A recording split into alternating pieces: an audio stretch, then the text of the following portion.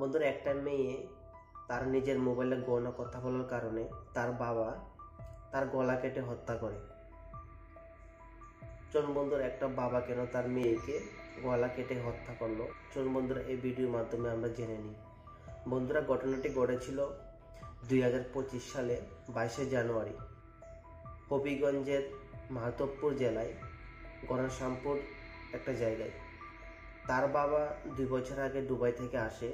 Dubai থেকে আসার পর তার বাবা কিছু কাজ না পেয়ে তারপর সে কৃষিকাজের সঙ্গে যুক্ত হয়ে যান এবং কৃষিকাজ করতে লাগে। তার বাড়িতে তার স্ত্রী, তার 3 মেয়ে এবং 2 ছেলেকে নিয়ে খুব সুন্দরভাবে সংসার করছিল।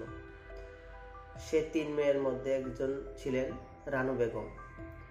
রানু বেগম সেই সময় 15 বছর হয়েছিল। রানু বেগম 6ষ্ঠ শ্রেণীতে পড়তেন। তার কাছে একটা মোবাইল ছিল।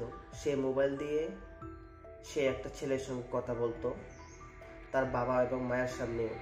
অনেকদিন সে রানু বেগমের বাবা তাকে বারণ করেছিল যে মোবাইলে এত কথা না বলার জন্য, কিন্তু তার মেয়ে রানু বেগম সে তার বাবার কথা না শুনে সে কন্টিনিউ কথা বলতে থাকে সে ছেলের সঙ্গে।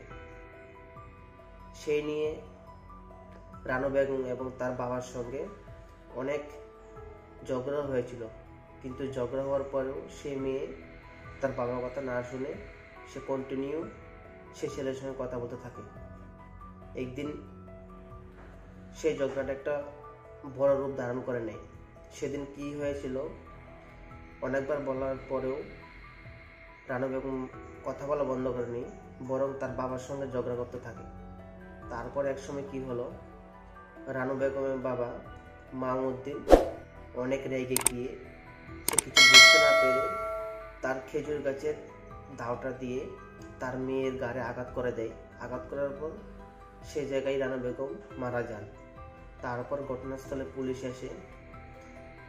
আসার পর তদন্ত করতে লাগে এবং তদন্ত করে সে রানু বেগমের লাশটাকে ময়নাতদন্তের জন্য পুলিশ স্টেশনে পাঠিয়ে দেন এবং রানু বেগমের বাবা মামুদ্দিনকে গ্রেপ্তার করে পুলিশ স্টেশনে নিয়ে যায়।